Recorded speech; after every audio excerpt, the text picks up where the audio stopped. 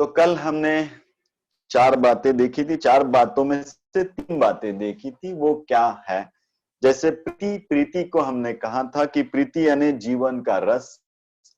इस जीवन को रस को अगर हम जहां भी लगा दे वहां हमारा जीवन बहने लगता है, उस तरह से हमारा जीवन होने लगता है।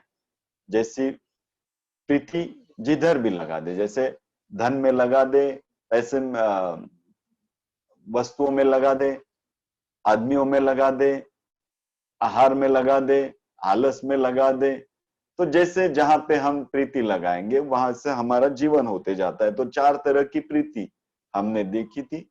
स्नेह, प्रेम, श्रद्धा और भक्ति। स्नेह अपने से छोटे के साथ जो होता है, जहां हम अपना अहंकार थोपते हैं, वो है स्नेह। प्रेम जो है अपने के साथ जहां ना तो अहंकार छोड़ते हैं ना पाते हैं, जहां बस जो मुझे पसंद है उसके साथ हो लेते हैं, वो स्नेह है। उसके बाद श्रद्धा, जो अपने से श्रेष्ठ है उनके प्रति झुक जाना, इसे श्रद्धा कहते हैं। और फिर भक्ति, एक रूप जो हमने देखा नहीं था, सिर्फ सुना था कल। अब हम धीरे धीरे इसमें सम्यकता कैसे लाएं, इसके बारे में देखें। अगर आज का कल सेशन आपने सुना हुआ है और कल के सेशन में आप मेरे साथ थे, तो आज का सेशन आपको समझ में आएगा, अन्यथा आपको वो समझ में नहीं आएगा। इसलिए मैंने डाला भी था ग्रुप पे कि फिर एक बार उसे सुन लेना। तो अभी हम थोड़ा सा सम्यक श्रद्धा के बारे में जानते हैं, थोड़ा सा उसके बारे में आगे बढ़ेंगे। सम्यक श्रद्धा, श्रद्धा का मतलब है जो अपने से श्रेष्ठ है उसे, उसके प्रति झुक जाना है। राइट? अब आप अपने से श्रेष्ठ के प्रति कब झुकोगे? तभी झुक सकते हो जब आप मानोगे कि मुझसे भी कोई श्रेष्ठ है, मुझसे भी कोई श्रेष्ठ हो सकता है। राइट? जब मुझसे भी कोई श्रेष्ठ हो सकता है, तब मैं अपने आप उस श्रेष्ठ को पाने के लिए, उस ज्ञान को पाने के लिए उनके प्रति झुक जाना। राइट ना?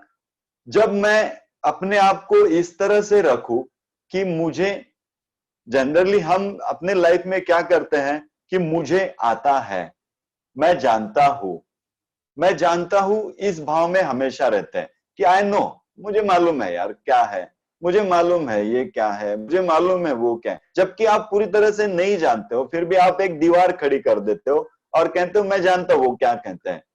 तो अपने से श्रेष्ठ के प्रति, वॉइस क्लियर नहीं है मेरा वॉइस क्लियर है ना? आपके नेटवर्क में शायद गड़बड़ होगा, चेक कर लीजिएगा। तो हम हमेशा इस भाव में रहते हैं कि मैं जानता हूं। और जब मैं कहता हूं मैं जानता हूं, तो जानने की सारी प्रक्रियाएं मेरे लिए बंद हो जाती है। क्यों बंद हो जाती है? क्योंकि अगर मैं जानता हूं तो जानने के लिए कुछ बचता ही नहीं ना।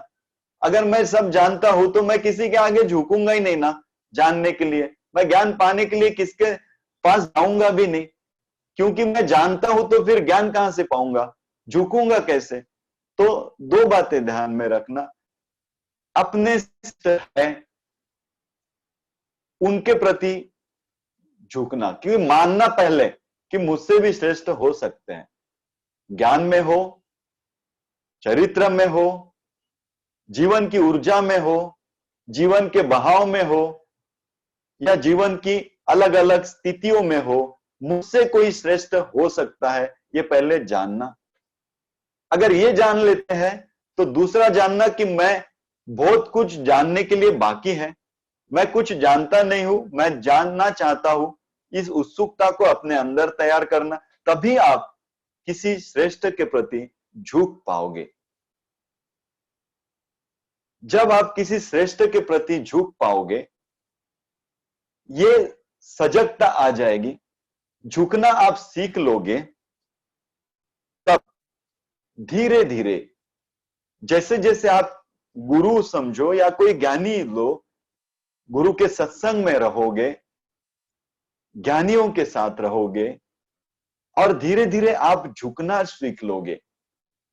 आप अगर गौर से देखेंगे तो अभी तक जितने भी दिन हुए हम रोज सत्संग ले रहे हैं, लेकिन हर सत्संग में टॉपिक अलग होता है, मैं बताता हूं अलग तरीके से, लेकिन अगर आपने सही ढंग से जाना होगा तो बात एक ही बताता हूं। पूरे सत्संग में बात तो एक ही बताई है, सिर्फ बताने के ढंग अलग अलग है। बताने के ढंग इतने सारे हो सकते हैं, लेकिन बात एक ही है। लेकिन कुछ लोग ऐसे होते हैं ना, जो जानते हैं, जो कहते हैं कि मैं जानता हूं इनको क्या कहना है, मैं जानता हूं इनको क्या कहना है, जबकि वो कुछ नहीं जानते। जबकि एक ही बार एक ही टॉपिक, वो टॉपिक शुरू हो जाता है, वो जानते हैं हाँ ये क्या बोलने वाले, और वो कट हो जाते हैं। ये झुकने की कला नहीं है।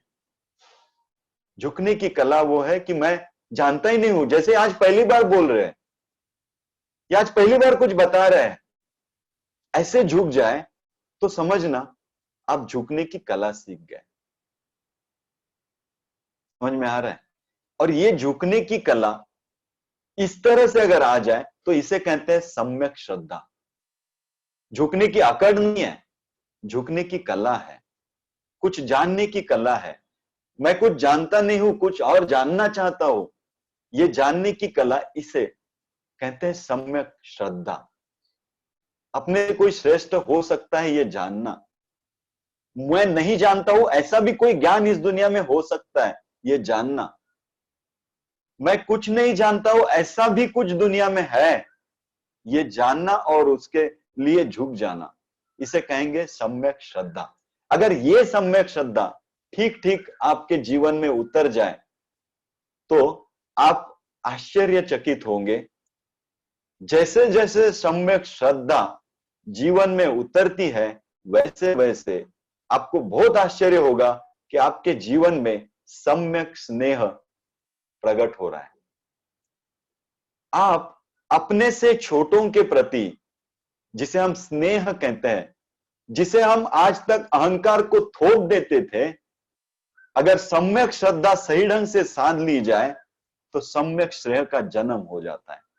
हम अपने से छोटों के प्रति अहंकार नहीं दिखाते तो हमें हमारी उनको जरूरत है। अगर कोई गरीब है और उसे आप कुछ दान दे रहे हैं तो आप अकड़ नहीं जाएंगे, अगर सम्यक श्रद्धा को बना लिया है। सम्यक श्रद्धा अगर बन गई है तो आप अकड़ेंगे नहीं उसको दान देते हुए, उल्टा आपको लगेगा कि इसको दान देने की एक संधि मुझे मिली है, इस गरीब को मेरे आधार की जरूरत है और वो आधार मैं बन रहा हूं। इस बात के लिए आप अपने आप को भाग्यवान मानेंगे। आप अपने आप को ऐसा मानेंगे कि भगवान ने मुझे एक अपॉर्चुनिटी दे दी है।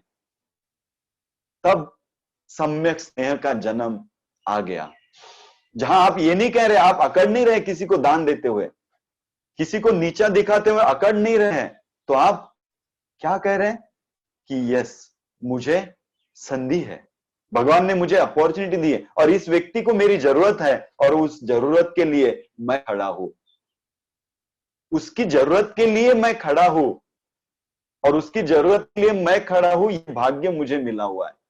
ये है सम्यक स्नेह।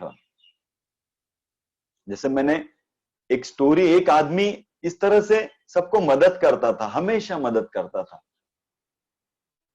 जब भी कोई मिल जाए वो इस तरह से मदद करता था कि मानो भगवान ने उसे एक मौका दिया है मदद करने। वो नीचा नहीं दिखाता था, उसे ये लगता था कि मुझे मौका मिल गया, इस आदमी को जरूरत है और मुझे मौका मिल गया इसको देने का। एक चौक में पहुंच गया, वहां एक भिखारी ने उसको भीख मांगी, उसने अपनी जेब में हाथ डाली, उसके पास कुछ नहीं था, कार में इधर उधर देखा, कुछ नहीं था, तो वो नाराज हो गया कि आज वो मौका हाथ से चला गया, इस आदमी को मैं मदद नहीं कर पा रहा हूं, इसको जरूरत है और मैं मदद नहीं कर पा रहा हूं, तो ये मौका चला गया, इसलिए नाराज हो गया। और उसने उस भिखारी के हाथ हाथ में लिए और उसको कहा कि भाई आज मेरे पास तेरे लिए, तुझे देने के लिए कुछ नहीं है, आज मेरे पास कुछ नहीं है, मुझे माफ कर देना। और इतने प्यार से उसके हाथों में हाथ लिए और उसको भाई कहा। ये जो बात थी, वो भिखारी कहा कि आपने मुझे बहुत कुछ दे दिया, आपने जब मेरा हाथ प्यार से ले लिया और मुझे भाई कह दिया, बहुत कुछ दे दिया। ये है सम्यक स्नेह, कि मुझसे छोटा है जरूर, लेकिन मेरे आधार की उसको जरूरत है, और उसके आधार के लिए मुझे क्या मिला है? मौका मिला है। ये सम्यक स्नेह है। हम बच्चों को हमारे जीवन में पाते हैं, इस तरह से नहीं उनको बढ़ा रहे हैं कि वो छोटे हैं, उनको क्या समझता है, मुझे समझता है, मैं अपने अहंकार को थोप दूं, या ऐसे ही करो, ऐसा ही करना है, ऐसे ही चाहिए है जीवन में, तुम यही बनोगे, ठीक करोगे, जो मैं नहीं बन सकता वो मैं तुमको करके रहूंगा। ये बच्चों के प्रति स्नेह नहीं है, ये सम्यक स्नेह नहीं है, ये तो आपके अहंकार को थोपना हो गया। जब आपके बच्चे परमात्मा ने आपको दिया हुआ प्रसाद मानेंगे, आपके बच्चे जिनको आधार की जरूरत है आपके, वो आपके बिना आधार के इस दुनिया में नहीं रह सकते हैं, और वो आधार मैं बन रहा हूं, उनको मैं एक अपॉर्चुनिटी, एक संधि, उनकी जो भी क्षमताएं हैं वो क्षमता इस दुनिया में अच्छे से प्रकट हो जाए, उस क्षमताओं को भगवान ने उनको पूरा लेके भेजा है, उस पूरे को मैं उस दुनिया में पूरा व्यक्त होने के लिए सहायक बनूं। मैं अपनी इच्छाएं उनके ऊपर ना ला दूं, मैं अपनी अहंकार को उनके ऊपर ना ला दूं, सिर्फ उनको इस दुनिया में मार्गदर्शक रहूं, एक सहायक बनूं।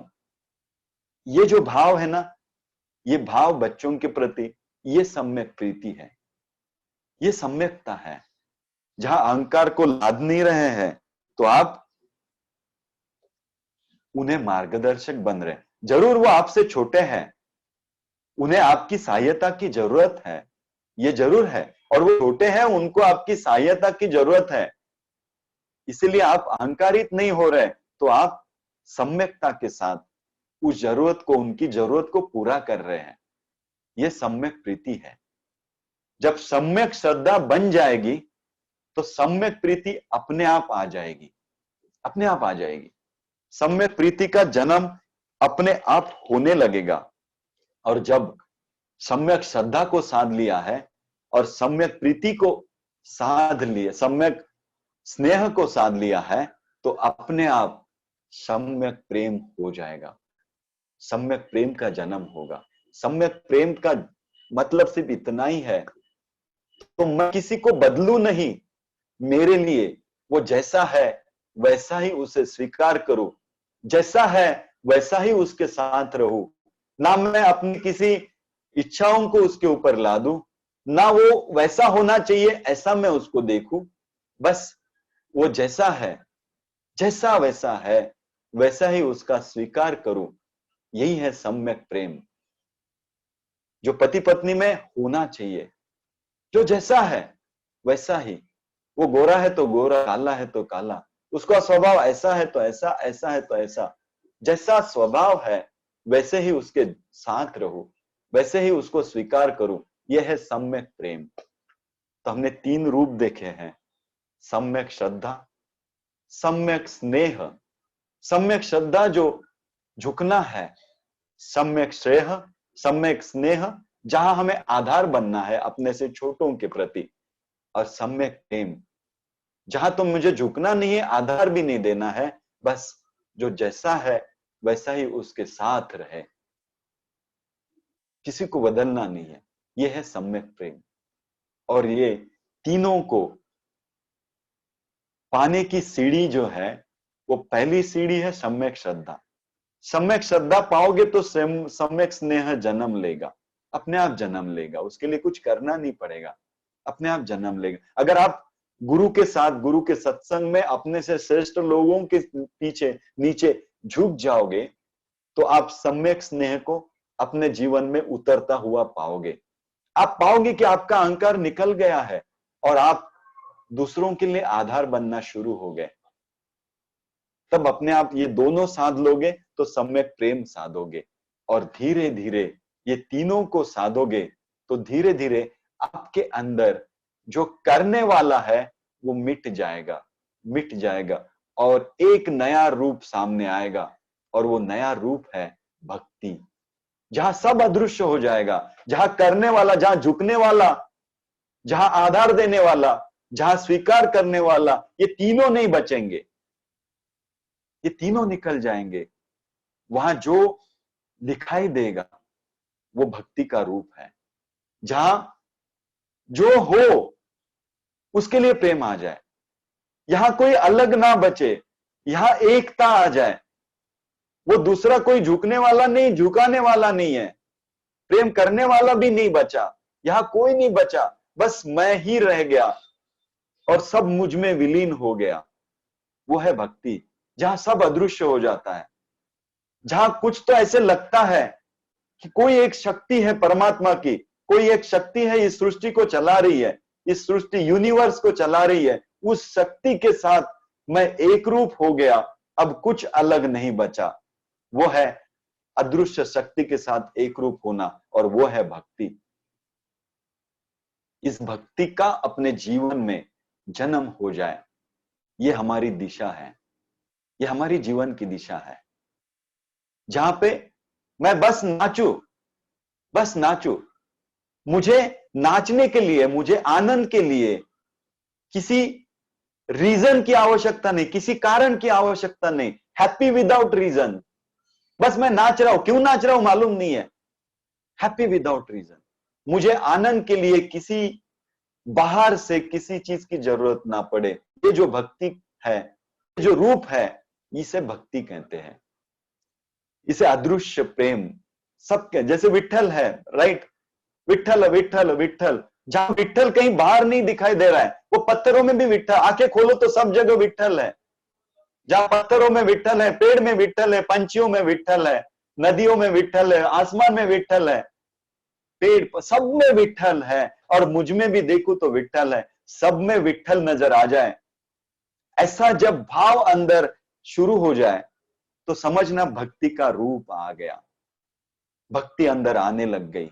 जहां मूर्ति मेरे लिए महत्वपूर्ण नहीं रही, मूर्ति तो फिर भी श्रद्धा का रूप है। आप सोचते हैं ना, आप भगवान के सामने झुकते हो तो वो भक्ति है, भक्ति नहीं है, क्योंकि भगवान और मैं फिर भी अलग है। अभी भी मैं जब किसी मूर्ति के सामने कहता हूं और झुक जाता हूं ना, तो मैं उसको और अपने को अलग ही मानता हूं। अभी भी भगवान श्रेष्ठ है और मैं नीचे हूं, इसलिए मैं झुक रहा हूं।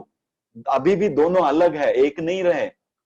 जब भक्ति आ जाएगी ना, तो वो मूर्ति भी नहीं बचेगी, वो मूर्ति भी अलग नहीं है, वो विठल भी मैं ही हूं, वो मूर्ति भी मैं हूं, और मैं भी मैं ही हूं, सब कुछ एक हो जाएगा। वो भक्ति है। ये झरोका आपको अपने जीवन में मिलता है जरूर, जब आप ये तीनों को सम्यकता से साध लेते हो। जब सम्यक श्रद्धा हो जाए, आप झुकना सीख लो, बस ज्ञान लेने के लिए झुक जाओ, इस अहंकार को झुकाओ, ये सीख जाओ तो सम्यक श्रद्धा बनेगी। सम्यक श्रद्धा का जन्म होगा, तब सम्यक स्नेह का अवतरण हो जाएगा, उगम हो जाएगा, अपने आप आएगा। इधर भी अपने आप सम्यक प्रेम भी साध लोगे। और ये तीनों जब आप अपने जीवन में साधते जाओगे, तब धीरे धीरे धीरे, कभी कभी छोटे कुछ क्षण के लिए ये भक्ति का रूप अंदर प्रकट होगा। कभी छोटा होगा, कभी बड़ा होगा। जो छोटे से झरोके को पकड़ते पकड़ते पकड़ते अपने आप को रूपांतरित करते जाना,